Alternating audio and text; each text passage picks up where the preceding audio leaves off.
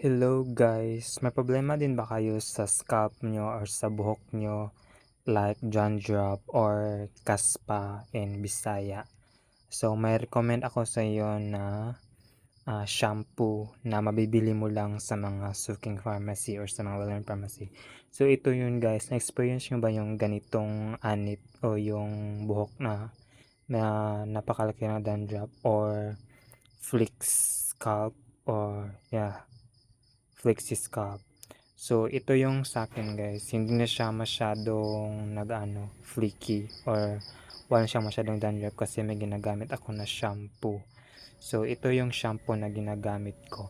Ketoconazole Nizoral. So, kagandahan nito guys is mabibili mo siya kahit walang reseta. Ibibigay siya ng pharmacist kahit walang reseta at yung presyo niya guys